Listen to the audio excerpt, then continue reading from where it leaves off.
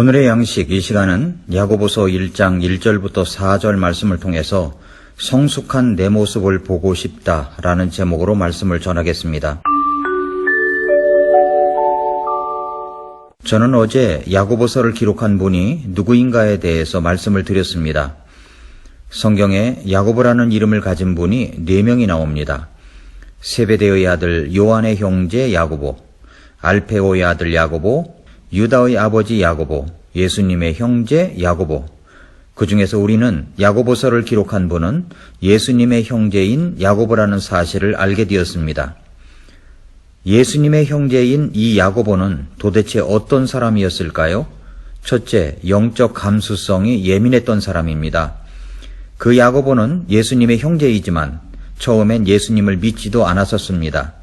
그러나 그 야고보가 언제 주님을 영접하였는지는 자세하게 나와 있지는 않지만 그는 하나님께 대한 회개와 예수 그리스도를 믿는 믿음을 통해 구원을 받은 다음 그의 변화된 진정한 모습이 행함으로 나타내 보였다는 사실입니다. 그 말씀이 바로 야고보서입니다. 성경은 나중된 자가 먼저 되고 먼저 된 자가 나중될 수 있다고 말씀했습니다. 제일 늦게 예수님을 믿었지만 가장 빨리 영적 지도자가 되었습니다. 짧은 시간 안에 이렇게 지도자로 부상한 것을 보면 영적인 통찰력과 판단이 뛰어난 사람이라는 것을 알 수 있습니다. 그리고 사도행전 15장에서 조리 있게 말하는 예루살렘 회의를 하는 장면을 보면 그는 매우 똑똑하고 총명한 사람이었을 것이라고 여겨집니다. 둘째, 그는 기도의 사람이었습니다. 교회 역사를 쓴 책들을 보면 야고보에게 붙여준 별명이 있습니다. 그것은 낙타의 무릎을 가진 사나이라는 것입니다. 그만큼 기도를 많이 해서 무릎이 낙타의 무릎처럼 되었다는 말입니다. 그는 기도의 사람이었습니다. 셋째, 그는 유대인 중의 유대인이었습니다. 그는 유대 역사와 유대의 전통에 율법에 해박한 지식을 가졌던 유대인이었습니다. 그것은 그의 혈통이나 가족 상황으로 볼 때 더욱 그렇습니다. 아버지가 요셉입니다. 그래서 이 야고보는 유대인의 전도에 더욱 많은 열정을 가졌던 사람입니다. 이것은 사도행전에서 예루살렘 교회에 있으면서 말씀을 전했던 것을 보아도 알 수 있고 야고보서의 수신자를 보아서도 알 수 있습니다. 하나님과 주 예수 그리스도의 종 야고보는 널리 흩어져 있는 12지파에게 인사하노라 라고 했습니다.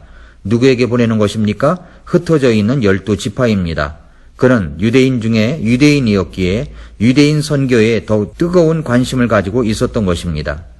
넷째, 그는 카리스마적인 지도자였습니다. 야고보서는 총 108구절입니다. 이 구절 가운데 60여 구절이 명령형으로 쓰여져 있습니다. 강력한 명령형입니다. 그는 상대의 의사를 들어가며 말하는 것이 아닙니다. 강력한 어조로 자기의 말을 들으라고 말하는 것입니다. 그는 카리스마적인 지도자였습니다. 잘못한 사람을 바로잡는 데는 이런 사람이 있으면 최고입니다. 그래서 야고보서에는 책망이 많이 나옵니다. 우리의 잘못된 신앙에 대해서 신랄하게 지적합니다. 그렇게 우리 주님께서는 야고보서를 통해서 우리에게 말씀해 주시고 있습니다. 다섯째, 예수님의 생애를 잘 아는 사람입니다. 그는 예수님과 형제지간입니다. 그러나 처음부터 예수님을 믿고 따른 것은 아니었습니다. 그러나 형제였다는 사실 때문에 누구보다도 제일 많이 가까이서 보았고 관찰할 수 있었을 것입니다. 여섯째, 과도기적 시대의 지도자였습니다. 야고보는 구약시대에서 신약시대로 넘어오는 과도기적 시대의 배경 속에서 부상한 지도자입니다. 당시에는 신약교회가 이제 뿌리를 내리려고 하는 시기였습니다. 유대인들에게 열심을 가지고 복음을 증거하였습니다. 유대인의 전통과 예수 그리스도의 복음이 다른 점과 또 그것이 일치하는 것을 알리고 복음의 진정한 면모를 밝히고 소개하는 데 심혈을 기울였던 사람입니다. 여기까지가 발신자인 야고보에 대해서 관찰해 본 내용입니다. 그러면 두 번째로 수신자입니다. 수신자가 누구입니까? 1절을 다시 보시면 하나님과 주 예수 그리스도의 종 야고보는 널리 흩어져 있는 12지파에게 인사하노라 라고 했습니다. 발신자는 예수님의 동생 야고보가 쓴 것입니다. 수신자는 널리 흩어져 있는 12지파입니다. 그냥 유대인이라고 하지 않고 흩어져 있는 12지파라고 했습니다. 다시 말해서 팔레스타인 지역을 벗어나 흩어져 있는 12지파를 말합니다. 이렇게 12지파라고 부르는 이유는 국가를 형성하기 이전이기 때문에 12지파라 하나의 연합체적 성격을 띠고 있었기 때문입니다. 그렇기 때문에 유대인이라는 말보다는 12지파라고 불리워지는 것이 그들에게는 귀에 더 익숙해져 있었습니다. 야고보 자신이 유대인이기 때문에 그는 유대인을 전도하는 데 관심이 많았던 사람입니다. 여기 말씀 속에서 흩어져 있는 라고 했습니다. 사도행전 1장 8절 말씀처럼 땅의 맨 끝지역까지 복음을 전하려면 흩어져야 합니다. 그런데 사도행전을 보면 구원받은 유대인들은 쉽게 흩어지지 않았습니다. 그들은 자기들끼리만 모여서 있었습니다. 그렇게 되자 사도행전 8장 1절을 보면 우리 주님께서 그들에게 핍박이 있도록 내버려 두셔서 전 지역으로 흩어지게 되었습니다. 우리는 흩어졌다 모이고 모였다가 흩어집니다. 그래서 모이면 기도와 교제를 해야 하고 흩어지면 전도를 해야 하는 것입니다. 이런 교회가 성숙한 교회입니다. 그저 끼리끼리 모여서 교제만 하려고 하면 성숙함이 없습니다.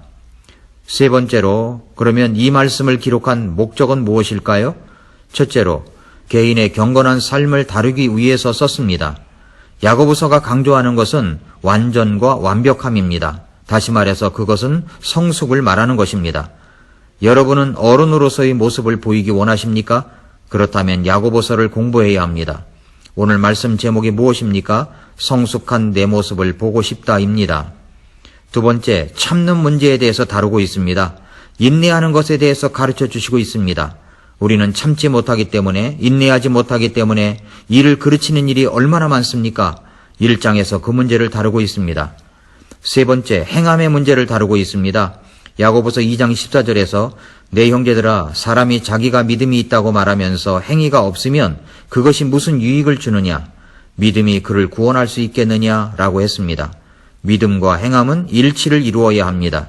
2장에서 다루고 있습니다. 네 번째, 우리의 언어 생활에 대해서 말씀합니다. 어린아이들은 말에 절제가 없습니다. 그러나 어른은 절제할 줄 압니다. 간혹 어른이 되었는데도 말을 함부로 하는 사람들이 있습니다. 아직 덜 어른이 된 것입니다. 언어는 혀의 절제에 달렸습니다. 3장에서 다루고 있습니다. 다섯 번째, 싸움과 시기의 문제를 다루고 있습니다. 왜 싸웁니까? 시기와 질투심 때문입니다. 싸움의 배경은 시기하기 때문이요, 질투심 때문입니다. 그런데 그 문제를 야고보서 4장에서 다루고 있습니다. 여섯 번째, 물질적인 문제를 다루고 있습니다. 우리가 돈을 어떻게 버느냐도 중요하지만 그것을 어떻게 쓰느냐는 더욱 중요한 것입니다. 영적으로 성숙한 사람은 어떤 사람입니까? 영적인 성숙함은 영적 지식이 많다거나 성경을 많이 알고 있다고 성숙한 것이 아닙니다.